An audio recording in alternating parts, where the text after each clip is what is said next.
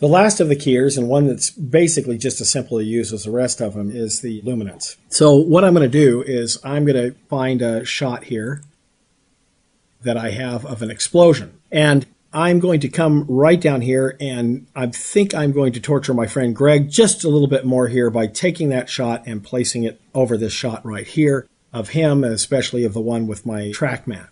Now, if I play it, you're going to see that once again, this isn't a 4-3 situation, and that it's going to just kind of show this explosion sitting right there.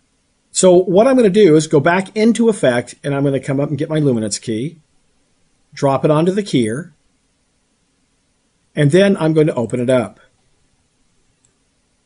Now, to work with it here, you can do an auto fit if you want to do an auto fit, but a lot of times it leaves a lot of border on it, and so I really don't like to use it that much. And as you can see, you do have a keyframer if you want. But what I'm going to do here is I'm going to go ahead and select my range here to where a lot of that black finally just goes away and makes it look a lot cleaner. And I can bring it up on the other side too if I want to try and clean up the background of it, but I don't want to do too much there because of the fact that I want to keep the background of this shot looking the way that it needs to look.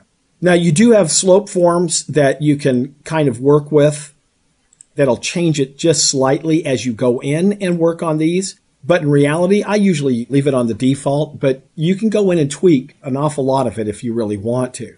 I can go in and do a rectangle enable, which I really don't want to do here, or I can invert it if I wanted to so I could actually see the key, see what's coming out at me. But what I'm going to do is after I've done this and gotten it to that point, I'm going to just select OK, and let's see what happens. So I start to play it back. Everything is playing just fine. It comes in, it blows up, but it's in the wrong spot. So what I'm going to do here is I'm going to select the clip itself, go into the layouter, and I want to be able to see my screen up here, and I'm just going to move it to where it finally gets over his face. And because I don't need the keyframer here, because he's not moving around, that's all I have to do is be able to move it. And then when I sit here and start to play this, we'll see exactly what happens.